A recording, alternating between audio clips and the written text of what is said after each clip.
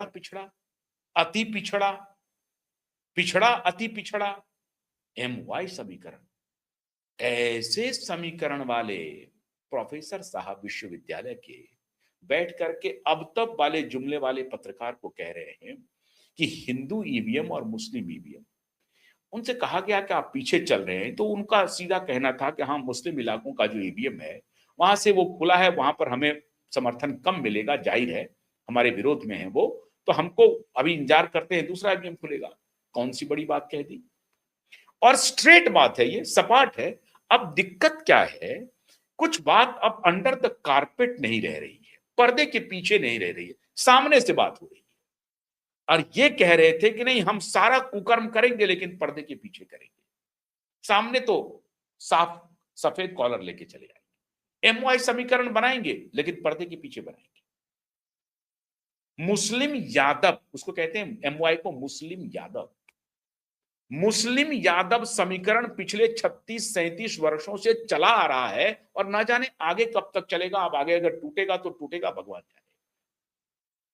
वो व्यक्ति अब सुभाषितानी बोल रहा है, वो व्यक्ति उपदेश दे रहे हैं कि इस तरह की भाषा का प्रयोग हो रहा है पश्चिम बंगाल में, लेकिन इस पर चर्चा नहीं कर रहे हैं कि हमारी क्या कमजोरी थी, हमने कैसे लूटा, हमारी पार्टी ने कैसे लूटा, हमारी पार्टी कैसे परिवार की पार्टी बन गई। क्यों? क्योंकि उस व्यक्ति को एक अदद राज्यसभा सीट मिल गया, और ब्राह्मण होते हुए भी उनके एक अदद राज्यसभा सीट मिल गया, तो वो सुभाषितानी देने लगे, वो प्रवचन देने लगे।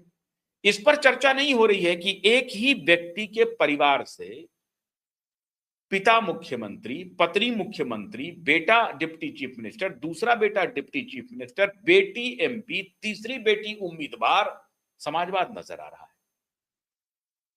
और पत्रकार सवाल नहीं पूछ रहे, पत्रकार कह रहे अब और तब 76% पर भगवा लहरा गया, 110 करोड़ आबादी पर भगवा का कब्जा हो गया।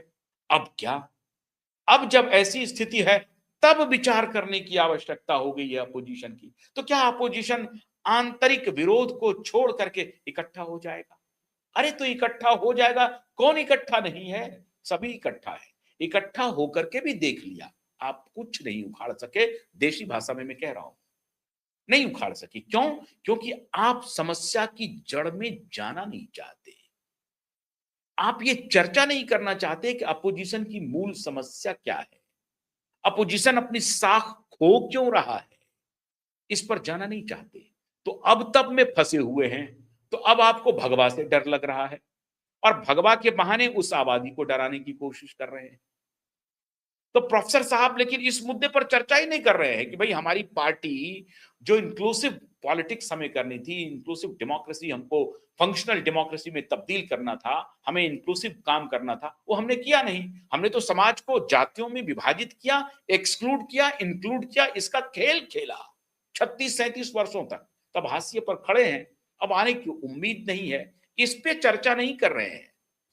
तो चर्चा कर रहे हैं हिंदू ईवीएम और मुस्लिम ईवीएम, ताकि मुस्लिम को डराओ, मुस्लिम भाई बहनों को परेशान करो। मुस्लिम भाई बहन एकदम स्वतंत्र हैं, स्वच्छ हैं, बढ़िया से काम चल रहा है उनका, कोई दिक्कत नहीं है।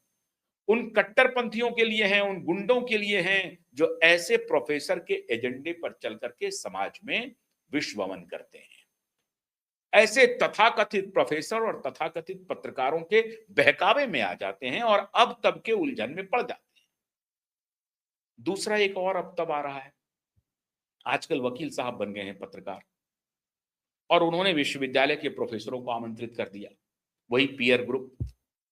और एक इतिहासज्ञ हैं, एक हिंदी के साहित्यकार हैं, कबीर वबीर की बात करते रहते हैं, लेकिन नफरत करते हैं वो संघ के विचारों से, नफरत।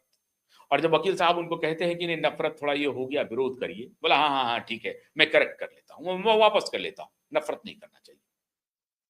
वो कह रहे हैं कि हिंदुत्व तो उनका एजेंडा है, आप उससे सहमत हो असहमत हो, लेकिन वो 2016, 2020, 2024 में नहीं जीते हैं, वो अपने एजेंडे के प्रति जीते हैं। उनका एक पर्सपेक्टिव है, प्रोफेसर साहब सही कह रहे हैं कि उनका एक पर्सपेक्टिव है, और पर्सपेक्टिव है सांस्कृतिक जागरण का, सांस्कृतिक राष्ट्रवाद का। अब उसमें कह रहे हैं कि उस पर डिबेट हो सकती है, लेकिन उस डिबेट में जाना चाहते हैं, लेकिन उसके मूल में नहीं जाना चाहते हैं कि आखिर क्या बात है कि 110 करोड़ आबादी, अगर वो इन प्रोफेसर साहब की शब्दों में नफरत करने वाली विचारधारा है, तो 110 करोड़ की आबादी उसके पीछे खड़ी क्यों हो रही है? इस पर चर्चा नहीं कर रहे हैं विद्वान वकील के साथ बैठ करके, जो पत्रकार की भूमिका में करना चाहिए इस पर चर्चा कि आखिर क्या बात है कि 110 करोड़ की आबादी बहकावे में आ रही है। अगर बहकावे में आ जाएगी तो इतने लंबे समय तक बहकावे में रहेगी। 100 वर्ष हो गए हैं संघ को, 101वां वर्ष पूरा किया 2025 में, 1925 से लेकर आज तक में। और जिस विचारधारा, जिस पीयर ग्रुप के ये सज्जन बैठे हैं वहां पर, जिसकी जिसकी एक प्रकार से प्रतिनिधित्व करते हैं ये दोनों प्रोफेसर महोदय, और एक तीसरी लेखिका है, वो तो और आगे बढ़ गई है, वो तो और आगे बढ़ गई। वो तो खैर उसी बिरादरी से आती है जिनको ये घुट्टी पिला दिया गया है। तो ये दोनों प्रोफेसर मिलकर के ये कहने में लगे हुए हैं कि ये देखिए, ये जो है उनका एक पर्सपेक्टिव है, पर्सपेक्टिव आपका भी था। 1925 में आपकी भी स्थापना हुई थी, आज डिसिमेट हो गए। आपके पर्सपेक्टिव को क्या हुआ? आप क्यों नहीं अपने पर्सपेक्टिव को 76% पर लागू कर सके? आप क्यों नहीं अपने पर्सपेक्टिव को 110 करोड़ की आबादी पर लागू कर सके? किसने रोका था आपको? आप तो कोई ब्लड बाथ नहीं कर रहे थे, आप कर रहे थे। क्यों? आपके पर्सपेक्टिव में खोट है।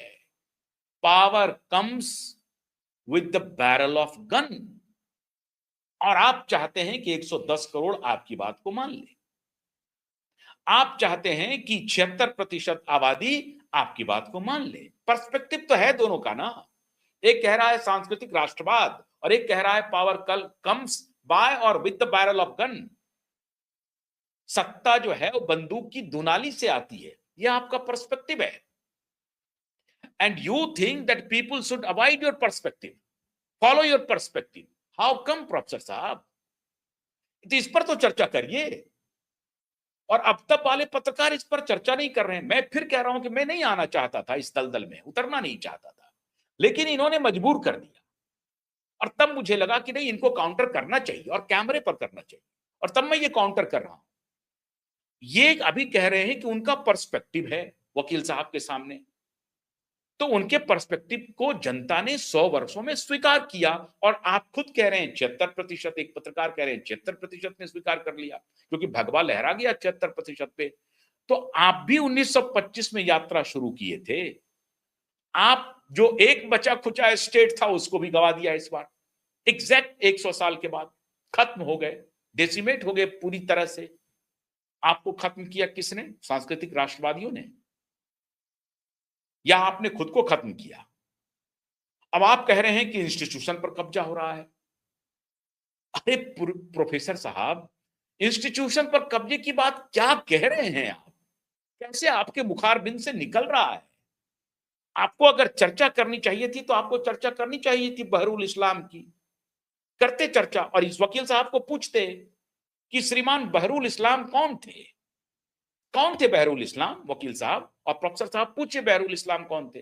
वो बहरुल इस्लाम जो हाई कोर्ट में जज रह करके रिटायर कर गए, रिटायरमेंट के बाद उनको सुप्रीम कोर्ट का जज बना दिया। उसके पहले हाई कोर्ट के जज के पहले वो राज्यसभा के सांसद थे, वहां से उठा करके हाई कोर्ट का जज बना दिया।